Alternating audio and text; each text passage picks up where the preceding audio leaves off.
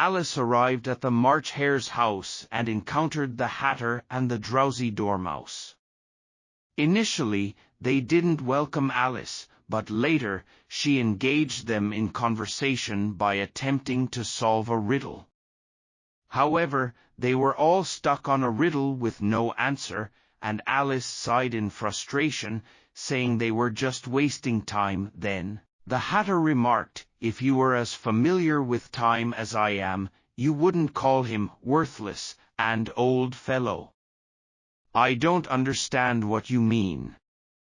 Alice replied. "You certainly don't," the Hatter proudly exclaimed. "I dare say you've never even talked to time." "Perhaps not," Alice cautiously responded, "but I used to keep time while learning music, always tapping to the beat." "Well, that settles it," the Hatter said. "You would hate it if someone tapped you all the time.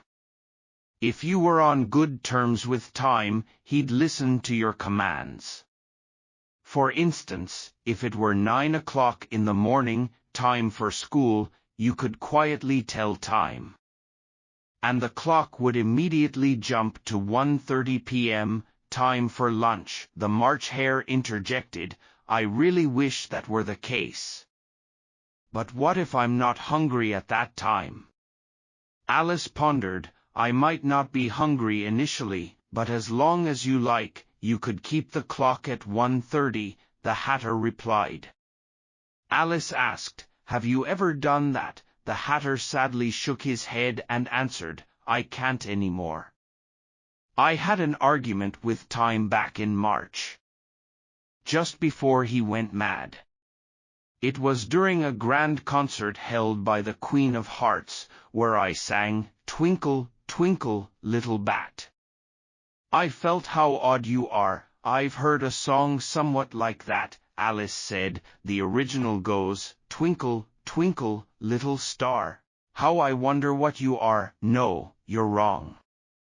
This song is on records in China now, and some elementary schools often play it," the Hatter continued. "I know the next part is like this, and then it goes like this. Up above the world so high, like a teapot in the sky, twinkle, twinkle." The Dormouse scratched himself and began singing, "Twinkle, twinkle, twinkle, twinkle, twinkle," and kept singing until they poked him to stop. The Hatter said, "I hadn't even finished the first verse, and the Queen screamed that I was wasting time and ordered my head chopped off. How cruel!" Alice exclaimed. The Hatter sadly continued, "Since then, time refuses to obey my requests. He always stops at 6 o'clock.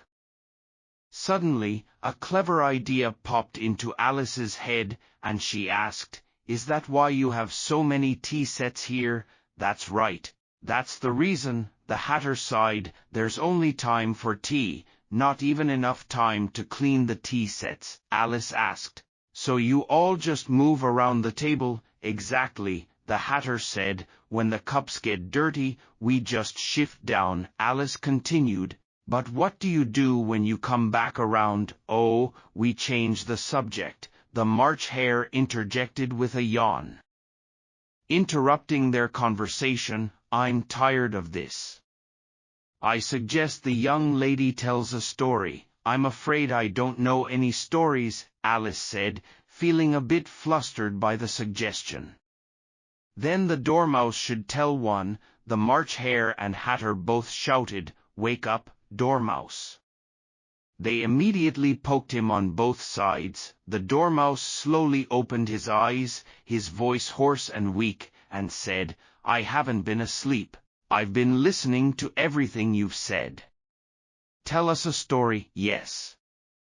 Please tell us one," Alice pleaded, "and make it quick, or you might fall asleep again." The Hatter added, "So, Dormouse, what's your story?"